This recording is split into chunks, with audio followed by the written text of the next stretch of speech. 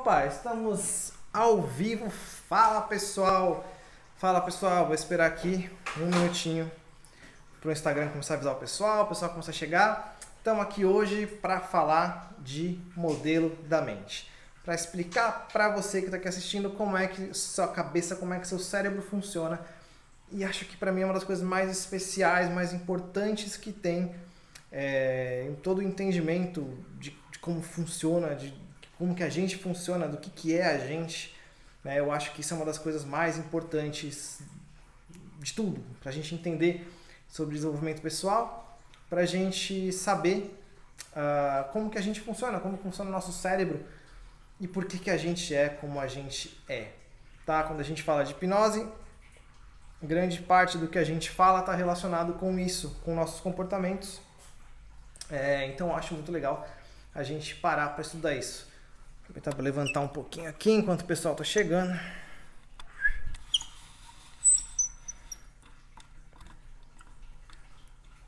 Beleza. Pronto, fica melhor assim. Então tá, um minutinho só para mais alguém chegar, só para o pessoal chegar. Saber se o som tá bom. O som tá bom? Tá saindo legal? Marcos, tudo bom? Tranquilo? Beleza, então.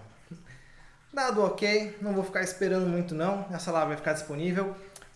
Vamos durar aqui uns 20 minutinhos, tentar fazer coisa rápida, só para explicar rápido, para que todo mundo possa entender. Obrigado, Marcos. Vamos explicar rápido aqui para o pessoal poder entender então como é que funciona nossa mente.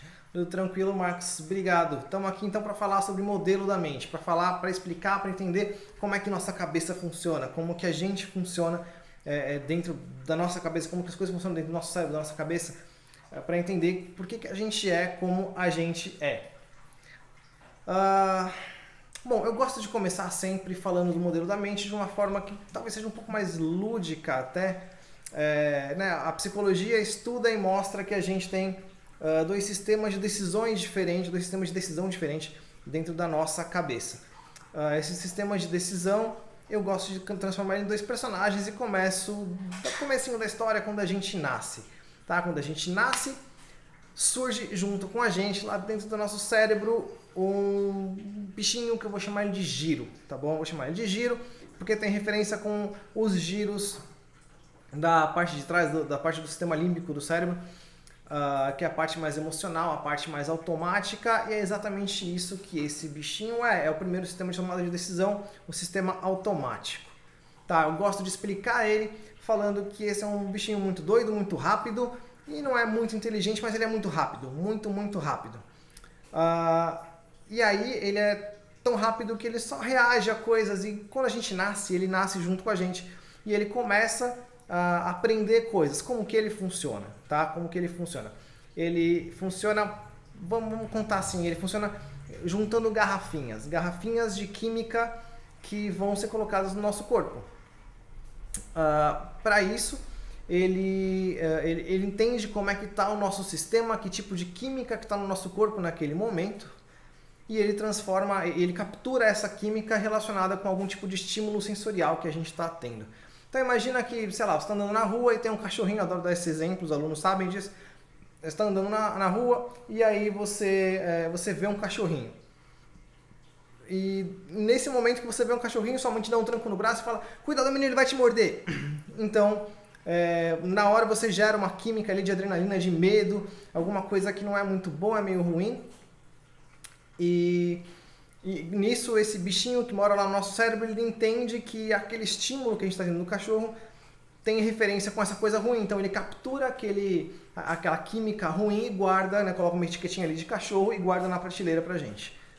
E ele vai fazendo isso com tudo que acontece. Ele vai pegando todos os estímulos, categorizando as garrafinhas, colocando os estímulos em os rótulos, né, em cada garrafinha, de cheiros, de sons, de imagens. Ele vai colocando tudo isso como rótulo nas garrafinhas e vai colocando essas garrafinhas lá nas prateleiras. E aí a próxima vez que você vê um cachorro, ele vai lá rapidinho para a prateleira e fala: tá lá, um cachorrinho. E aí quando ele vê a garrafinha do cachorrinho, ele pega aquela garrafinha e joga aquela química no seu corpo instantaneamente. tá? Essa forma de reagir dele é o que faz a gente ter nosso sistema de defesa, ter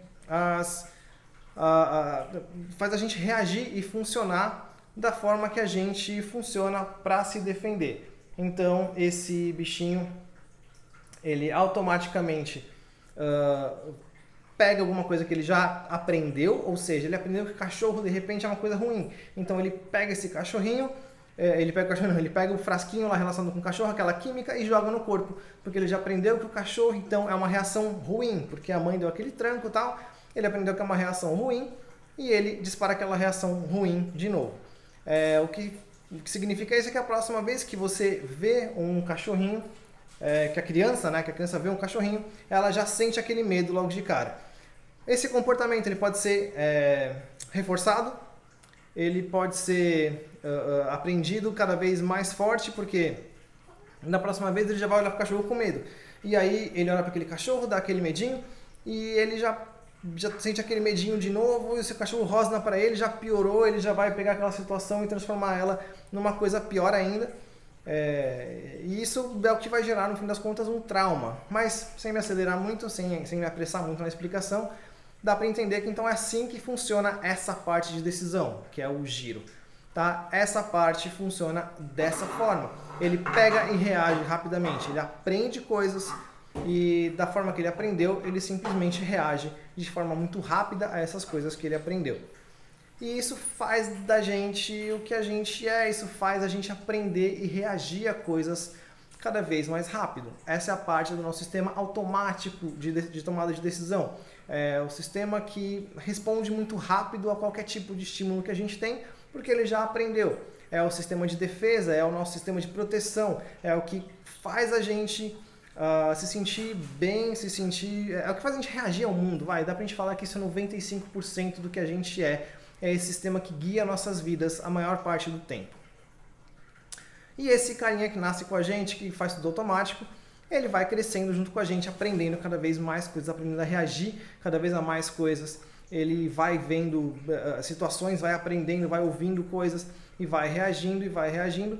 E, bom, isso sem nenhum tipo de crítica, né? Sem nenhum tipo de pensamento se as coisas fazem sentido ou não, porque ele simplesmente vai vivenciando, capturando as emoções, as químicas que estão relacionadas com aquilo, e então ele vai guardando isso nas garrafinhas.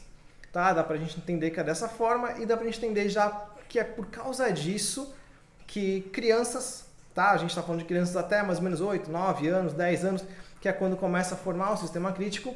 Essas crianças, elas acreditam em tudo, elas não criticam as informações, porque até os 9, 10 anos o sistema crítico, o sistema de crítica, né? O sistema analítico ainda não surgiu. Então a gente tem as crianças que brincam muito, que tem os amigos imaginários, que acreditam em Papai Noel, Coelhinho da Páscoa. Papai Noel vai entrar pela chaminé mesmo que não tenha chaminé, Coelhinho vai botar ovo mesmo que já tenha aprendido na escola que coelho é mamífero, não bota ovo.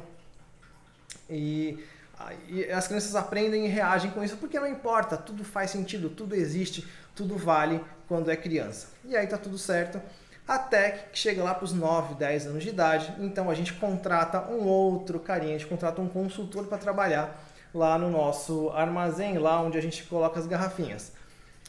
Esse consultor é um cara mais devagar, ele é mais inteligente, mas ele faz as coisas com mais calma, com mais cautela, e ele demora mais para fazer as coisas, mas ele é muito esperto, ele consegue pegar as informações que a gente já tem, combinar as informações, criar coisas novas, e aí que a criança começa a desenvolver o pensamento crítico dela, e vem a parte que todo mundo adora, que é a adolescência, porque a criança ganhou um brinquedo novo, que é o sistema crítico, é a parte analítica que fica aqui na frente do cérebro. Eu chamo esse consultor, esse personagem de Neo, né, como o Neo do Matrix lá, porque faz referência ao neocórtex pré-frontal, que é a última parte que se desenvolve do nosso cérebro, tá? Essa parte, ela é completamente analítica e ela custa pra gente usar, tá? É um consultor que é caro, esse consultor é especializado e ele é caro. Caro significa o quê? Ele gasta energia pra gente usar. E nós, seres humanos, como bons preguiçosos, nós nos especializamos em economizar energia, tá? Então a gente economiza energia e a gente não quer usar esse sistema analítico muito, mas quando precisa a gente usa, porque ele é o capaz de entender coisas que a gente aprendeu errado, de criar novas relações, de tirar da gente coisas que a gente não entendeu direito quando era criança. Vamos imaginar então que aquela criança que viu o cachorrinho, que tomou aquele susto no cachorrinho, que de repente aprendeu que cachorro é uma coisa ruim, essa criança, quando começa a ganhar o sistema crítico, ela começa a analisar as coisas. Ela vai e fala, bom, peraí, cachorrinho é bonitinho, é fofinho. Eu vi um cachorro uma vez, mas fiquei assustado pra caramba. Ela olha, o filhotinho tá lá um pouco assustado, o filhotinho não oferece risco, e ela consegue dimensionar isso de outra forma. Ela consegue olhar para aquele cachorrinho e ressignificar aquele sentimento, porque de repente ela tem a possibilidade de mexer naquele filhotinho que é muito menor que ela, que não oferece perigo, que é fofinho, e ela começa a entender que cachorro é uma coisa diferente. Então é nessa idade, né, 9, 10, 11 anos, que esse sistema analítico começa a surgir, e isso é como se fosse um brinquedo novo que a criança ganha. Né? Brinquedo novo, quer usar bastante, quer usar cada vez mais, e temos gatos invadindo o lugar. Sistema novo que a criança quer brincar cada vez mais com isso, quer brincar de criticar cada vez mais, e aí sim a gente dá boas-vindas à adolescência, onde a criança quer pegar esse sistema que ela aprendeu, quer pegar esse brinquedo que ela ganhou novo e quer usar ele ao máximo. Ela começa a pegar aquilo e criticar tudo, ela quer entender tudo, ela quer questionar tudo que acontece, ela questiona, ela pergunta, ela duvida, ela quer testar, ela quer validar tudo o que acontece. E isso é a nossa parte crítica que começou que nasceu, né, e começa a ser usada e usada desregradamente. Todo esse sistema só vai maturar para lá dos 20 anos, quando a gente cria um certo equilíbrio e entende que, né, a parte analítica não é mais um brinquedo tão novo e tão importante, e pode ser usado com moderação quando precisar, até para economizar energia. Um fato curioso é que a gente gasta mais ou menos 200 calorias, de 200 a 400 calorias por dia só com pensamento, só com a parte analítica do nosso cérebro, a gente gasta tudo isso. Então, para você entender que isso gasta energia, tá? Quando a gente fala de gastar energia, é realmente gastar energia do corpo. Sabe quando você pensa demais, tem um dia muito, muito cansativo, tem um dia onde você pensa demais e usa demais o cérebro, e chega no fim do dia você está estafado, né? Você está com aquele cansaço mental, não é físico, você sabe que fisicamente você não fez esforço, mas mentalmente está derrubado. É por causa disso, porque a gente gasta energia, gasta muita energia, e isso acaba cansando. Então isso gera um cansaço no cérebro, isso gera a tal da estafa, às vezes dor de cabeça, super cansaço, e deixa a gente derrubado às vezes por conta disso. Tá? Eu gosto de explicar isso, e deixar bem claro, porque isso faz a gente ser quem a gente é no fim das contas. Isso faz a gente reagir ao mundo da maneira que a gente reage. A gente vai aprendendo conforme passa o tempo, a gente vai juntando essas garrafinhas de química, e no fim das contas tudo é resposta bioquímica, é tudo resposta química que dispara no corpo. Ou a gente está disparando no corpo, ou tem algum remédio que está colocando isso no nosso corpo para a gente. Mas quando a gente fala de emoções, quando a gente fala de sentimentos, tudo é química que está colocando no corpo, e a gente coloca muita química, a gente aprende o que está relacionado com o que. A gente gosta de colocar nome nas coisas, né? O ser humano coloca nome nas coisas, que é mais fácil para se comunicar assim. Mas outro fato curioso é que a gente, dentro do cérebro, dentro das nossas capacidades do corpo humano, a gente consegue, né, fazer mais de 1 milhão, ou melhor, quase 1 milhão de combinações diferentes que resultam em sentimentos, sensações no corpo, e a gente coloca alguns nomes nisso, a gente coloca meia dúzia de nomes nisso. Ou seja, chama de amor, de ódio, de raiva, sei lá, a gente coloca várias coisas, né? A gente coloca nomes e resume quase 1 milhão de sensações em praticamente aí menos de 20 nomes diferentes, e acha que tudo é a mesma coisa. Um bom jeito de olhar para isso é que a gente pode entender que são químicas negativas e químicas positivas. e tudo isso serve para doutrinar a gente, né? Para a gente aprender o que a gente tem que fazer a respeito dessas coisas.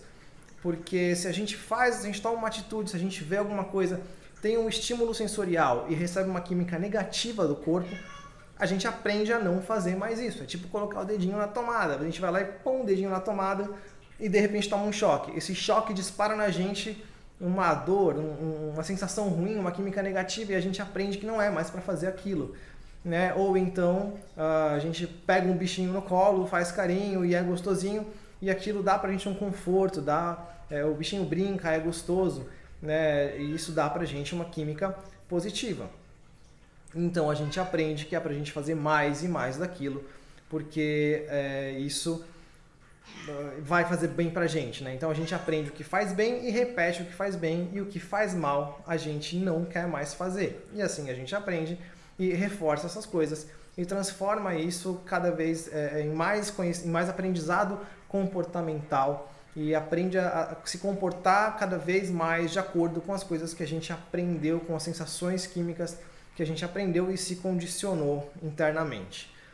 O interessante disso é que muitas vezes a gente aprende coisas erradas, né? Muitas vezes a gente aprende, por exemplo, que a comida é boa, mas é muito boa, e reforça aquele muito bom, porque ela pode estar associada com outros tipos de estímulo, de sensação, e esses estímulos eles podem ficar cada vez mais fortes e mais reforçados por diversos motivos diferentes, e a gente pode desenvolver, as pessoas, né, de forma geral, podem desenvolver uma certa compulsão alimentar por conta de gostar demais, de receber química positiva demais relacionada à comida.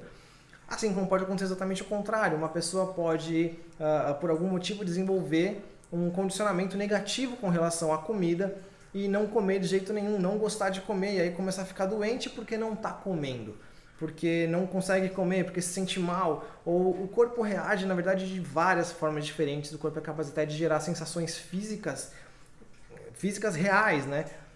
Como, por exemplo, pessoas que vão tentar comer engasgam porque criaram uma repulsa à comida.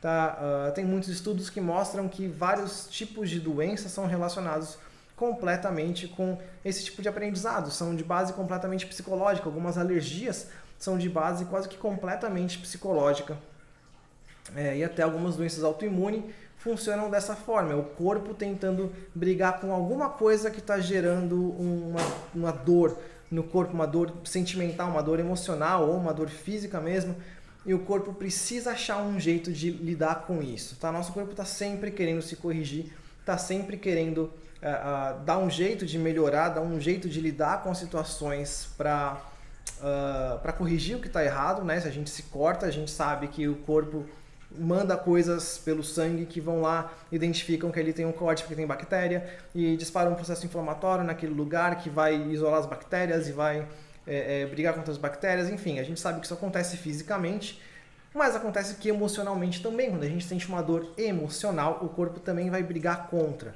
né? E esses aprendizados de como nossa mente funciona são os responsáveis por essas dores emocionais.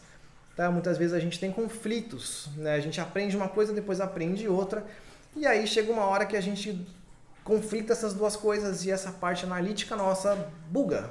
Ela não consegue lidar com esse tipo de informação.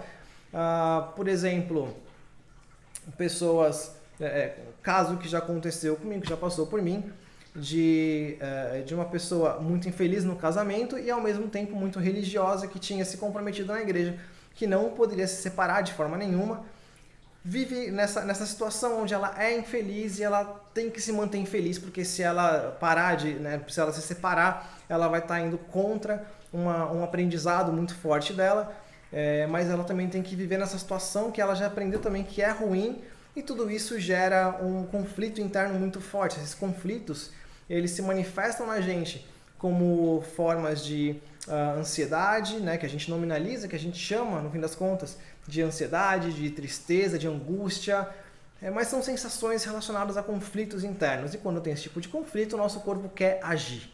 Tá? E o nosso corpo age, ele começa a procurar de onde está vindo isso, por que esse negócio está tão ruim aqui? Então ele começa a procurar até que ele encontra alguma coisa. E aí, né, é um dos princípios das doenças autoimunes, que o corpo começa a se atacar, porque ele identificou que alguma coisa ali deve ser responsável por aquela sensação ruim, por aquele problema que geralmente é chamado de estresse, né? Então a gente vai no médico, o médico olha, percebe tudo, vê o que tem no corpo, mede, faz exame e no fim das contas ele fala que putz, isso aí é estresse. É estresse por quê? É estresse porque o corpo está estressado, o corpo está numa situação de conflito interno, não está em paz, não está tranquilo e por conta disso ele vive ele fica nesse esforço de corrigir o que está errado. Enquanto ele não acha exatamente o que está errado, ele simplesmente reage, procura e ataca qualquer coisa que ele acha que está errado. Então, a gente entende assim que várias doenças acontecem dessa forma, várias coisas negativas acontecem dessa forma, tudo baseado nas coisas que a gente aprendeu.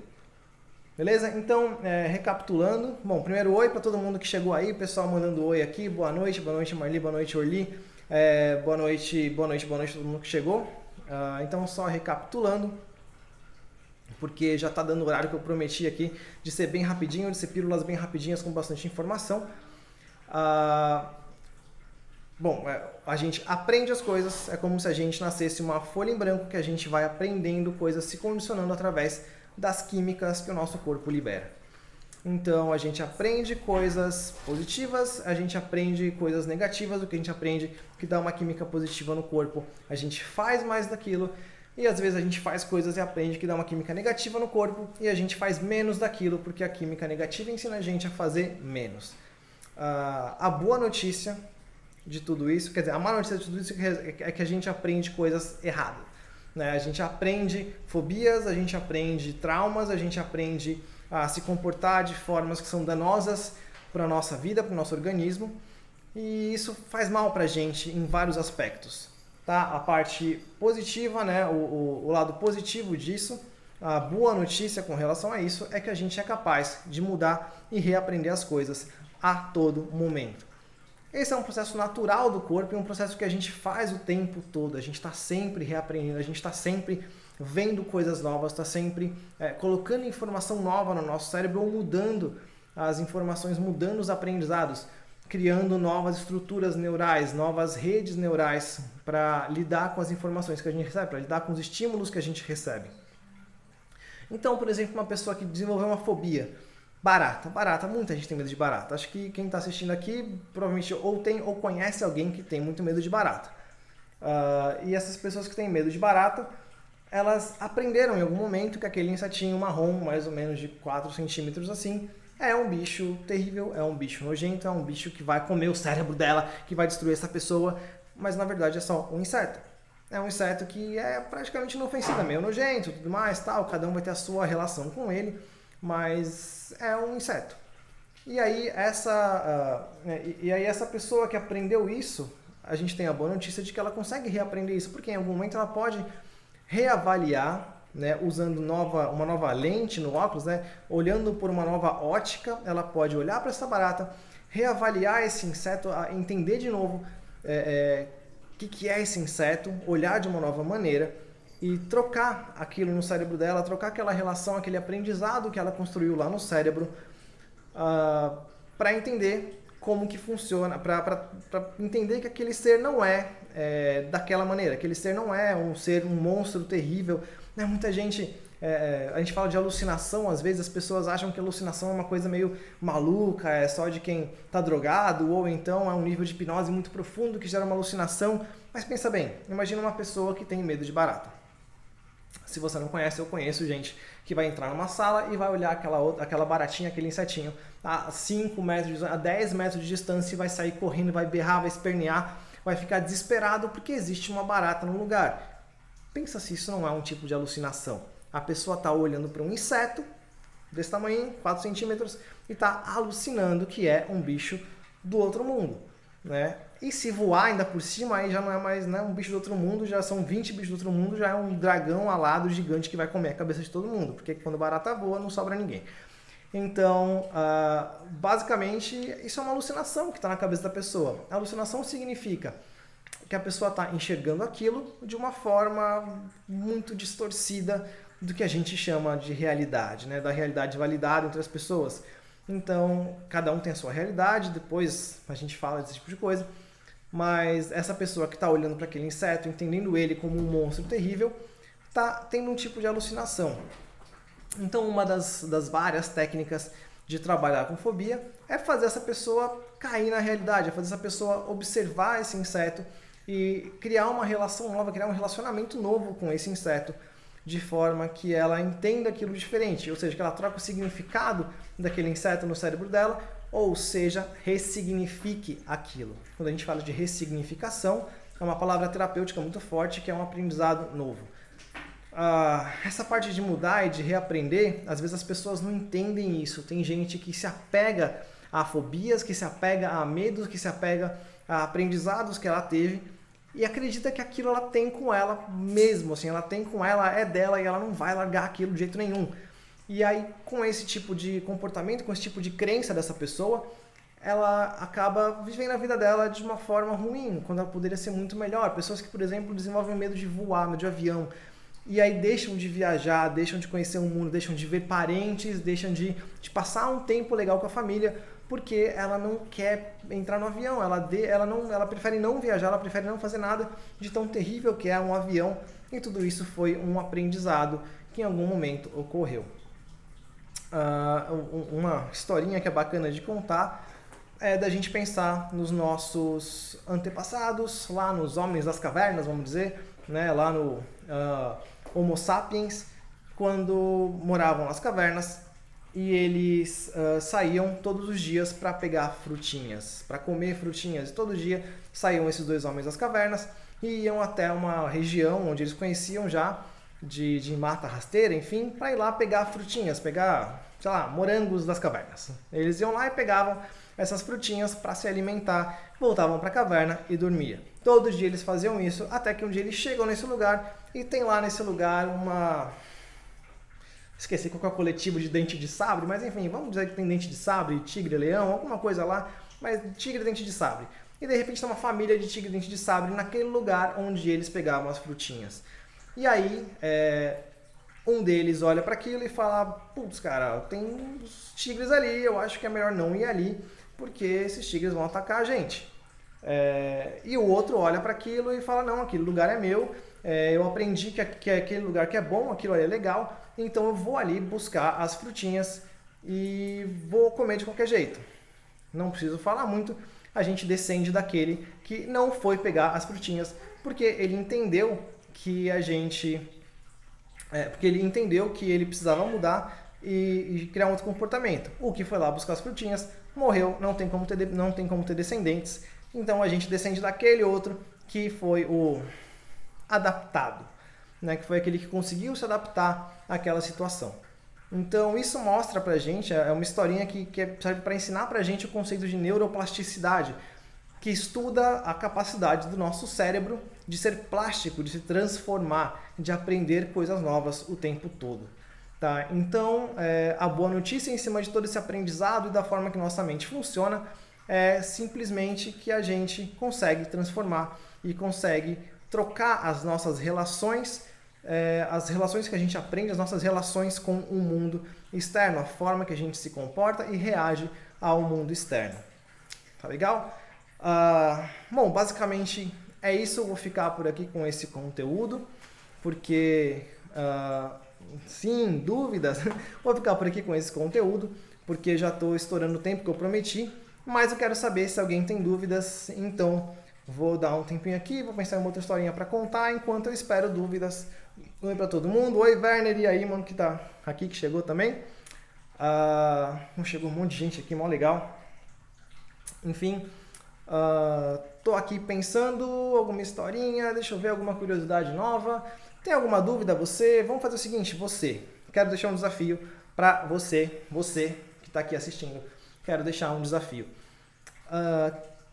Sabendo que a gente funciona dessa forma, sabendo que nosso cérebro funciona dessa maneira, né, como um tipo de registro de relações que a gente cria com o mundo, que tal você pensar um pouco sobre as relações que você construiu com o mundo? Se de repente você tem uma fobia, se de repente você tem alguma coisa que te assusta muito, muito além do que deveria, né? Se você tem uma relação além do que deveria com comportamentos negativos ou até positivos, por exemplo, se tem uma compulsão por comida, por doce ou por alguma coisa, algum tipo de compulsão, coisas que você faz demais, ou coisas que você evita porque você tem muito medo, muita fobia. Pensa um pouco nisso. Vou deixar para você o desafio de pensar nisso, de identificar que tipo de comportamento que você tem que está danoso para você, está danoso para o seu organismo, está danoso para o seu corpo, não está fazendo bem para você. Tá? Eu quero que você pense nesse tipo de comportamento e de alguma forma reavalie o que acontece com você. Entenda o que é que você está fazendo, como é que você está reagindo, como que você está funcionando internamente na hora de reagir a esse tipo de comportamento. Isso pode trazer uma paz para você e provavelmente esse tipo de pensamento pode ser o suficiente para você transformar isso e parar de ter esse tipo de fobia ou parar de ser controlado por um medo, por uma alucinação que você criou, por um pensamento errado que você criou, por uma relação que você construiu de forma errada com o mundo. Tá?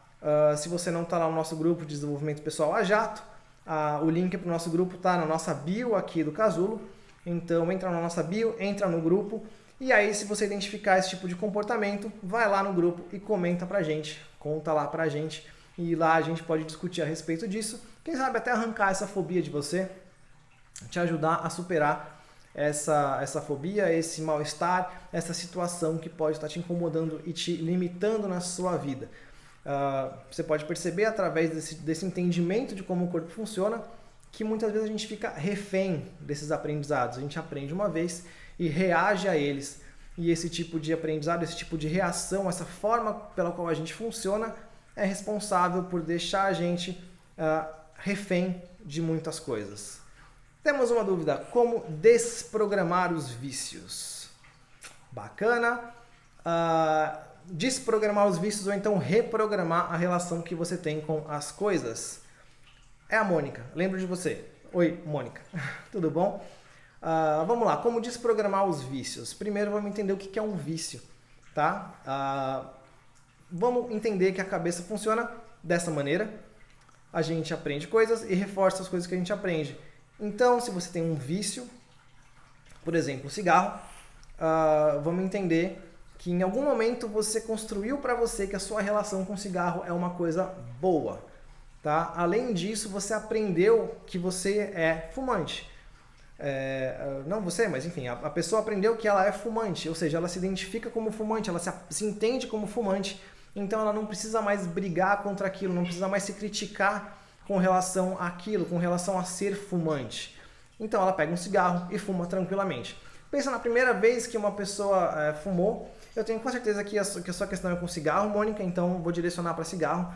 Então pensa a primeira vez que você fumou, pensa como é que foi, que você pegou um cigarro e você foi fumar aquele cigarro, você pensou a respeito daquilo. Você parou para pensar e refletir, peraí, eu devo fumar, não devo fumar, isso aqui vai fazer bem, não vai, sei lá, minha mãe não vai deixar, não sei, muita gente é muito jovem quando vai fumar a primeira vez e fica nesse pensamento, vai dar certo, devo fumar, não devo.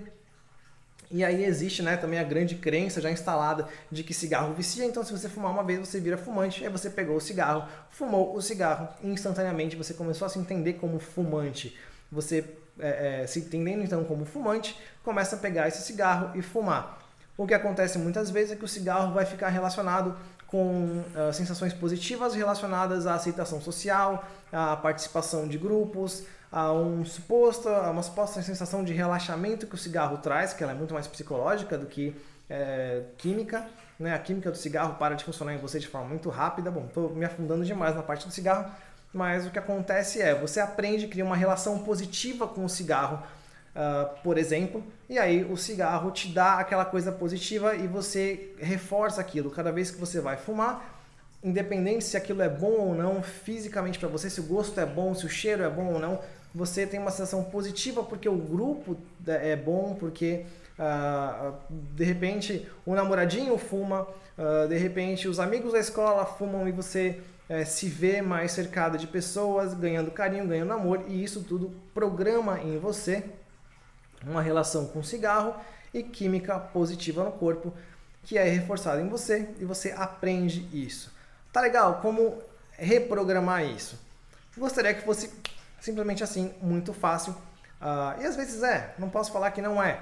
mas geralmente isso vai depender de um trabalho seu, primeiro, colocando para você mesma que você não é mais fumante, né? Olhando para um cigarro e enxergando ele de outra forma.